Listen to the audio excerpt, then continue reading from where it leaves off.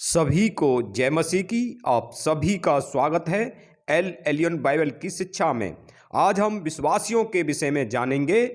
विश्वासियों के अंदर ये चिन्ह होंगे और अविश्वासी इसका विरोध करेंगे। अधूरे ज्ञान वाले इसका अर्थ नहीं समझेंगे। यह उन लोगों के लिए कहा जा रहा है जो पास्टर हैं, जो लीडर हैं, जो बिशप हैं और ऐसे शिक्षक जो इस तरीके की शिक्षा देते हैं। इन लोगों के लिए मैं बोल रहा हूं, ना कि साधारण विश्वासी जो चर्च में आते हैं। जो साधारण व्यक्ति चर्च में आते हैं उनके विषय में नहीं कह रहा हूं मैं, लेकिन जो अधूरे हैं, अधूरा ज्ञान रखने वाले हैं, ऐसे लोगों के लिए मैं कह रहा हूं। ऐसे अधूरा ज्ञान रखने वाले, शिक्षा देने वाले क्या शिक्षा देते हैं? वे कहेंगे अन्य भाषा शैतान की ओर से है और उसका विरोध करेंगे। ये अधूरा ज्ञान वाले हैं जो आजकल यूट्यूब, फेसबुक के ऊपर बड़े फेमस हो रहे हैं और उनको बिल्कुल भी ज्ञान नहीं है, पवित्र आत्मा का विरोध करते हैं। कृपया करके आपको बुरा लगे इसके विषय में मैं बिल्कुल क्लियर करूंगा। कृपया करके थोड़ा सा धीरज रखिए। मैं पढ़ देता हूं मरकुस अध्याय 16 और आयत 17 से। और विश्वास करने वालों में ये चिन्ह होंगे कि वे मेरे नाम से दुष्ट आत्माओं को निकालेंगे, नई नई भाषा बोलेंगे, सांपों को उठा लेंगे और यदि वे नाशक वस्तु भी पी जाएं तो भी उनकी कुछ हानि ना होगी। वे बीमारों पर हाथ रखेंगे और चंगे हो जाएंगे। यहाँ पर हम देखेंगे कि प्रभु यीशु मसीह ने इस शब्द को कब कहा? जीने के बाद कहा। ठीक, अब हम देखेंगे कि यहाँ किस विषय पे बात हो रही है। मैं थोड़ा सा आपको एक व्यक्ति की बात बता देता हूं। मैंने कमेंट में एक व्यक्ति को कहा कि भाई साहब, विश्वास करने वालों में ऐसे ऐसे चिन्ह होंगे, लेकिन उनके जो पास्टर हैं, जो फेसबुक और यूट्यूब पे फेमस हैं, उन्होंने उनको इस तरीके की शिक्षा दे रखी है, तो वो मुझसे क्या बोलते हैं। तो वो भाई साहब मुझे क्या कहने लगे, कमेंट करके उन्होंने मुझसे कहा, क्या आपने इन चीज़ों को प्रैक्टिकल करके देखा है? यानी कि उनका कहने का अर्थ था, क्या आपने सांपों को उठाया है? क्या आपने जहर को पिया है? इस तरीके के उनके शब्द थे। लेकिन ये अधूरे ज्ञान वाले, उनके पास्टर भी ऐसे हैं और वो किस विषय पे विरोध कर रहे हैं? अन्य भाषा के ऊपर विरोध कर रहे हैं। तब इस पूरी की पूरी आयत को वो कहते हैं कि आप इसको प्रैक्टिकल करके देखिए। लेकिन अधूरे ज्ञान वाले इस आयत का अर्थ नहीं समझते, क्योंकि यीशु मसीह ने यहां पर क्या कहा कि ये वाले चिन्ह होंगे।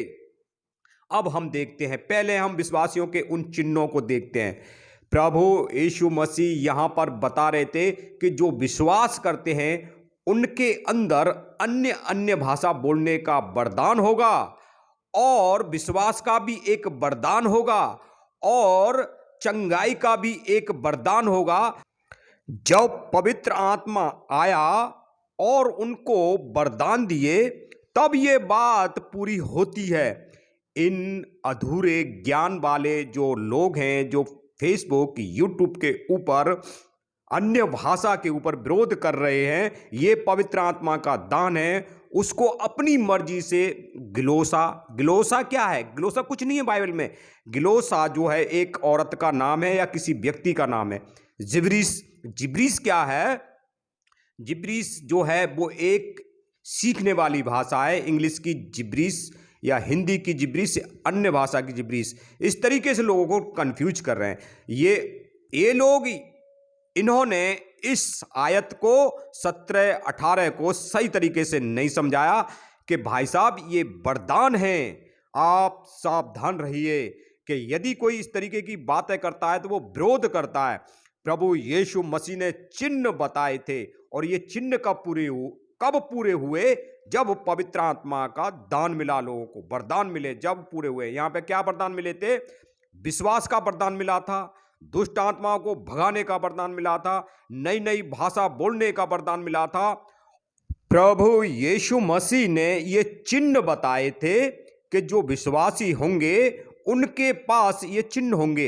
ऐसा नहीं कहा था कि उनके पास ये सारे वरदान होंगे।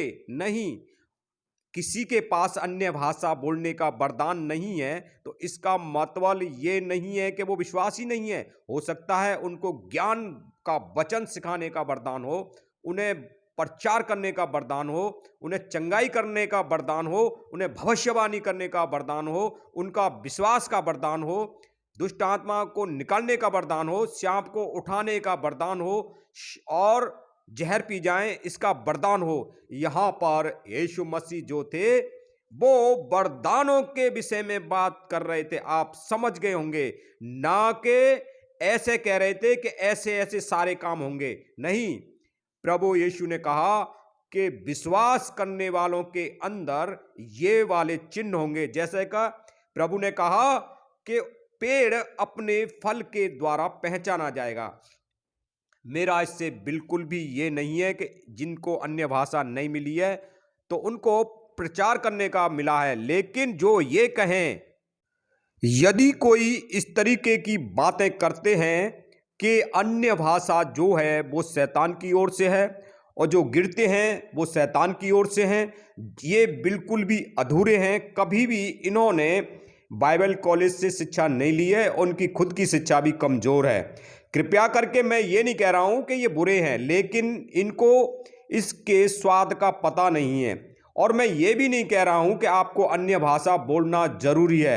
मेरा अर्थ है कि आप ये ना कहो कि आप अन्य भाषा ना बोलें। पौलुस कहता है कि भाइयों, अन्य भाषा बोलने से मना मत करो, क्योंकि उसने बहुत सारा विवाद हुआ तब उसने साफ शब्दों में कहा कि आप अन्य भाषा बोलने से मना नहीं कर सकते। लेकिन ये ऐसे लोग जो कि साफ शब्दों में ये कह देते हैं कि अन्य भाषा जो है वो शैतान की ओर से है, और अपने दो शब्द और जोड़ दिए हैं, इनसे तो बिल्कुल सावधान रहना चाहिए। ग्लोसा जिब्रीस, जो कि बाइबल के अंदर है ही नहीं, और ये किसी के नाम है जो कहीं इन्होंने कहीं से सुन लिए हैं।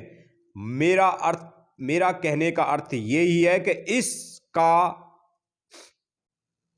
तो जो लोग अधूरा ज्ञान रखने वाले हैं, जो अपनी कलीसियाओं को सिखा रहे हैं, तो उनके लिए ये जवाब है कि भाई साहब, मरकुस अध्याय 16 और आयत 17-18 वो प्रैक्टिकल करने के लिए यीशु ने नहीं कहा था, बल्कि ये कहा था कि क्या तुम्हारे को ये वरदान मिलेंगे, और इनमें से 100% मैं कहता हूं कि विश्वास करने वालों के अंदर इनमें से कोई न कोई वरदान जरूर मिलता है, चाहे वो विश्वासी ही क्यों ना हो।